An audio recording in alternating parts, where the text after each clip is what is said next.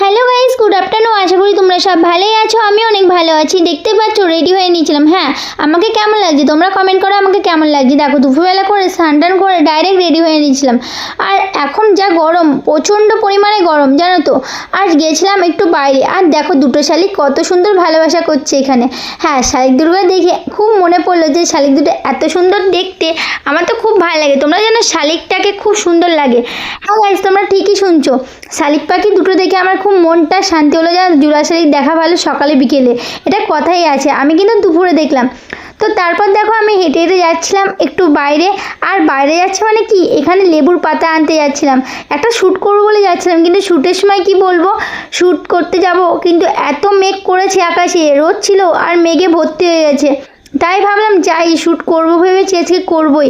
যাই হোক, শ্যুট করতে যাচ্ছিলাম। আর এখানে দেখো রাস্তা কিন্তু পুরোটাই ফাঁকা আছে আজকে। হ্যাঁ গাইস দেখো, একা একা নীরবে যাচ্ছি, খুব মনে দুঃখ লাগছে। কারণ কেন বলতো, আমার বোন আমি সবসময় একসাথে হাঁটি, আজকে আমি হাঁটছি একা একা। আর বোনকে বলছিলাম আয় আয় তাড়াতাড়ি আয়, আর আমার বোন আমাকে ক্যামেরা ধরে দিয়েছিল। সত্যি বলতে আমরা দুই বোন।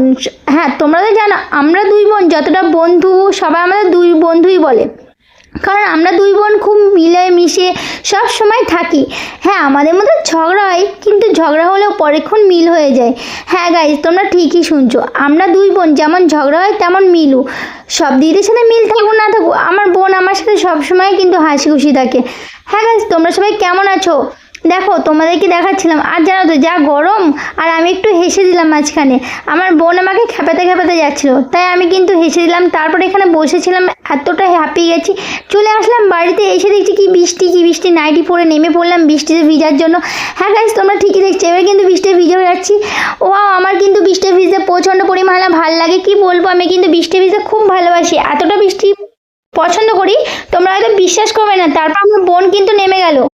আমার বোনও কিন্তু বৃষ্টি ভিজে, কিন্তু ও কিন্তু হালকা ভিজেছে, আর আমি না পুরোপুরি ভিজে গেছিলাম। বিশ্বাস করে না গাইস, ও কিন্তু হালকা একটু ভিজেছে, আর আমার চুল মাথা সব ভিজে গেছিলো।